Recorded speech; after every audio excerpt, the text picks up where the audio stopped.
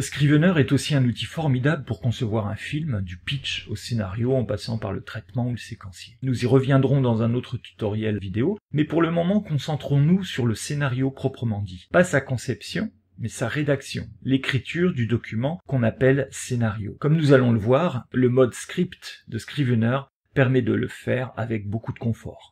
Avant de commencer, un petit réglage des préférences. Je n'aime pas les majuscules automatiques, mais pour écrire un scénario, je trouve ça pratique, donc je les réactive.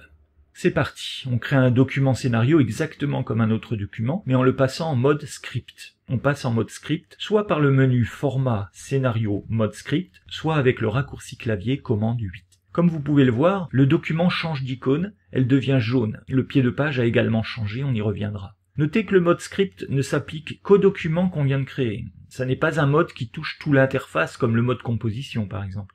Un scénario est un texte très complexe au niveau du formatage, puisqu'on trouve les intitulés de scène, appelés en tête de scène ici, qui sont en général en capital et en gras, numérotés, les lignes d'action et de description, les noms de personnages qui vont parler en capital et gras aussi, leur dialogue sur une colonne au centre de la feuille, les notes de jeu indiquant éventuellement comment le dialogue doit être dit, entre parenthèses sous le nom du personnage, du texte centré pour indiquer un titre par exemple, ou un message à l'écran, et on trouve surtout dans les scénarios américains des transitions de scène à scène. Ça fait beaucoup de choses, et appliquer ces styles pourrait vite devenir fastidieux. Il n'en est rien avec Scrivener qui utilise, comme Final Draft dont il s'est inspiré, la gestion intelligente des styles avec les touches entrée et tabulation. Cette gestion intelligente part du principe qu'à la suite d'un style quelconque, le style personnage par exemple, il y a toujours un style suivant naturel et un style suivant alternatif. Lorsqu'on a écrit le nom d'un personnage qui doit parler, dans le style personnage, le plus naturel, le plus logique ensuite est d'écrire son dialogue. Le style dialogue est donc le style suivant naturel du style personnage. La touche entrée permet de passer à ce style suivant naturel. Après avoir joué la touche entrée, la touche tabulation permet de passer au style suivant alternatif. Ici, ce style alternatif est le style parenthèse, donc note de jeu, pour donner une indication sur l'interprétation du dialogue par exemple, avant d'écrire ce dialogue.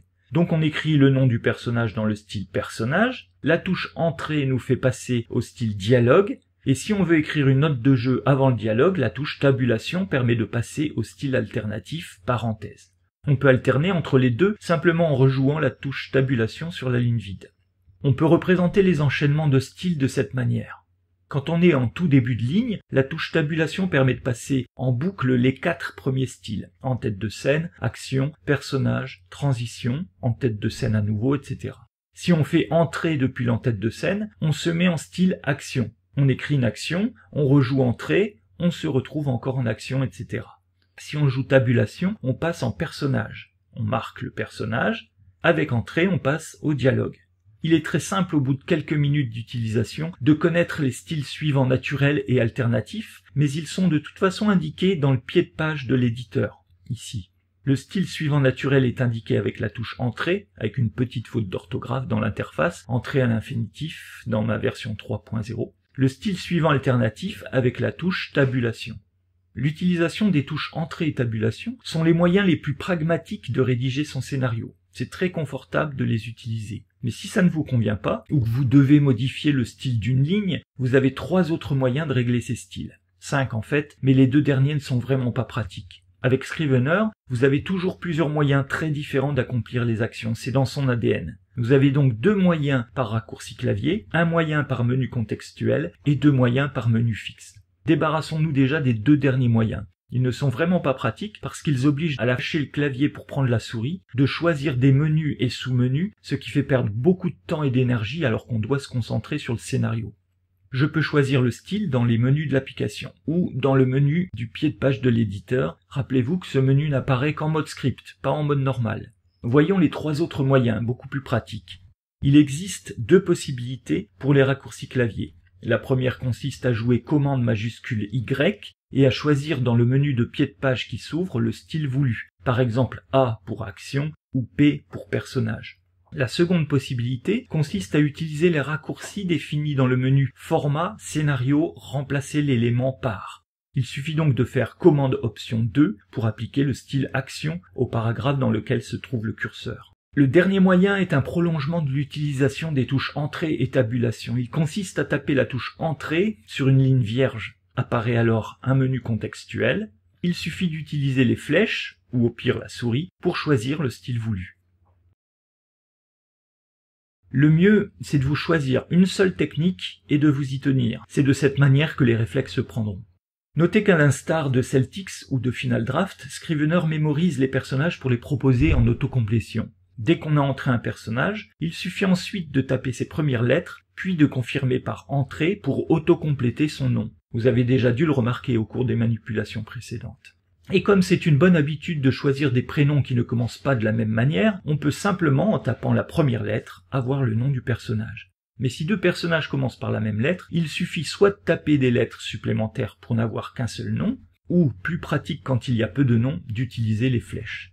On peut faire la même chose avec les intitulés de scène. Il suffit d'écrire le début de l'intitulé pour pouvoir choisir la suite. Bien sûr, comme on est dans Scrivener, on peut découper notre scénario en scènes avec un fichier par scène. Et ça, ni Final Draft ni Celtix ne le proposent, en tout cas pas encore. On peut le faire très facilement en se plaçant en début des en-têtes de scène et en pressant la combinaison magique commande K. Grâce à cette gestion intelligente, il est très simple de mettre en forme le scénario. Pour la compilation, les Américains privilégient la fonte Courrier, qui est une fonte à chasse fixe, c'est-à-dire que chaque caractère a la même largeur, mais c'est une police qui n'est pas très appréciée de ce côté-ci de l'Atlantique. On lui préfère Arial, Geneva ou Helvetica. Je vais donc créer un nouveau mode de script pour un scénario à la française. Je vais choisir la police Helvetica. Pour ça, j'ouvre la fenêtre des paramètres du script par le menu Format, Scénario, Paramètres du script. Dans cette fenêtre, on peut régler les paramètres des styles du scénario. Précisons en passant que cette fenêtre est très puissante et permet de définir bien d'autres choses que des styles de scénario. Vous pouvez, grâce à elle, par exemple, utiliser les tabulations dans la rédaction de votre roman pour prendre des notes ou des choses à faire, en utilisant la gestion intelligente des touches Entrée et Tabulation. Je l'illustrerai dans un autre tutoriel vidéo. Je donne un nouveau nom à ce mode script, par exemple Scénario FR. Notez qu'une fois qu'on a réglé les paramètres du script, on peut les enregistrer dans un fichier XML placé où l'on veut. Et enfin, je confirme le changement. Mais comme vous pouvez le voir, pour le moment, ce format n'est accessible que pour le projet courant. Vous voyez que la liste ne contient pas Scénario FR. Pour rendre ce format accessible à tous les projets, nous devons le préciser dans les paramètres de notre format, grâce au menu « Enregistrer pour une utilisation dans les autres projets » ou items similaires. Maintenant, ce format est accessible depuis le menu Scénario par n'importe quel projet. Un dernier point est encore à régler, la numérotation de nos intitulés de scène. Ça peut se faire là aussi par les paramètres du script. On sélectionne en tête de scène, on choisit le panneau paragraphe, on clique sur le bouton option et on choisit l'item contre la marge gauche pour la numérotation séquentielle, puisque c'est l'habitude en France de n'avoir le numéro qu'à gauche de l'intitulé. Il ne nous reste plus qu'à compiler le scénario. On voit que tout est correct et que les scènes ont bien été numérotées. Il resterait à faire un peu de mise en forme pour que l'aspect du scénario soit parfait, mais le résultat est tout à fait correct pour une première version. Voilà, le tour est joué.